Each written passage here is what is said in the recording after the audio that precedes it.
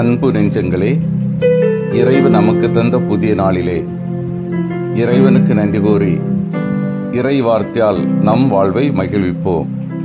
இறைவன் நம் அனைவரை நிறைவாக ஆசீர்வதித்து பாதுகாத்து வழி நடத்துவாராக. இன்றைய நற்செய்தி வாச சிந்தனை, யார் அடிமைகள்? யோவா நற்செய்தி நூல் பிரிவு 8 இறை சொற்றொடர்கள் 31 முதல் 42 முடிய. இதன் விளக்கம் அறிவோம்.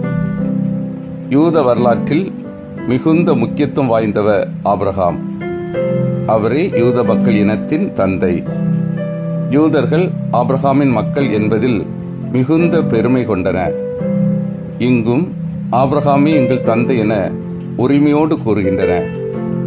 எனினும் தந்தையாம் ஆபிரகாமை போன்று அவர்கள் செயல்கள் அமையவில்லை. அவர்களின் செயல்கள் ஆபிரகாமின் செயல்கள் என்று முரண்பட்டு நின்றன. ஆபிரகாமை போன்று அவர்கள் செயல்படாதிருந்தாலும் தாம் ஆபிரகாமின் பிள்ளைகள் என்பதால் தாங்கள் மீட்பு அடைவது உறுதி என்னும் மூட நம்பிக்கை கொண்டிருந்தன. அன்பார்ந்தவர்களே, இன்றைய நற்செய்தி பகுதியில் இயேசுக்கும் யூதர்களுக்கும் இடையே விடுதலை, அடிமைத்தனம் பற்றிய காரசாரமான உரையாடலை வாசிக்கிறோம். அதனை நமது சிந்தனை வேண்டல் வாழ்வுக்காக எடுத்துக்கொள்வோம். இயேசுவின் வார்த்தை அவர்களுக்கு விடுதலை அளிக்கும் என்கிறார் இயேசு. அவர்களோ, நாங்கள் யாருக்கும் ஒருபோதும் அடிமைகளாய் இருந்ததில்லை, நாங்கள் ஆபிரகாமின் வழி மரபினர் ஆயிற்றே என்கின்றனர். இயேசுவோ, பாவம் செய்ய வரும் பாவத்துக்கு அடிமை என்று சொல்லி அவர்களின் கண்களை திறக்க முயல்கிறார்.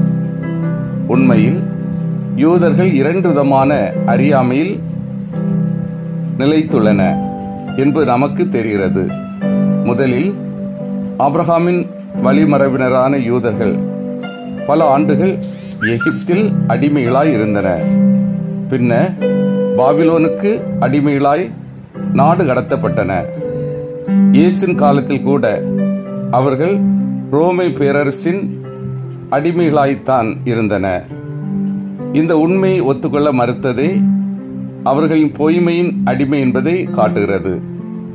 வரலாற்று உண்மையை விட மேலாக ஆன்மீக இறையியல் உண்மை ஒன்றையும் அவர்கள் மறந்துவிட்டனர். எனவேதான் இயேசு அவர்களுக்கு நினைவூட்டுகின்றார். பாவம் செய்ய எவரும் பாவத்துக்கு அடிமை என்று. அந்த பாவ அடிமைத்தனத்திலிருந்து விடுதலை அளிக்கவே இயேசு இந்த உலகிற்கு வந்தார். சிந்தித்து தியானித்து செயல்படுவோம். நான் பாவத்திற்கு அடிமையாக உள்ளேனா? இயேசுவின் வார்த்தையின் மேல் முழுமையாக நம்பிக்கை கொண்டு செயல்படுகின்றேனா? எனது கிறிஸ்தவ வாழ்வு பிறருக்கு முன்மாதிரியாக உள்ளதா? மன்றாடுவோம். வல்லமை மிக்க இறைவா, நாங்கள் அனைவரும் எங்கள் பாவச் செயல்களை உணர்ந்து திருந்தவும், உமது வார்த்தையின் மேல் உறுதியான நம்பிக்கை கொண்டு அதற்கேற்ப வாழவும் வரம் தாரும். ஆமீன்.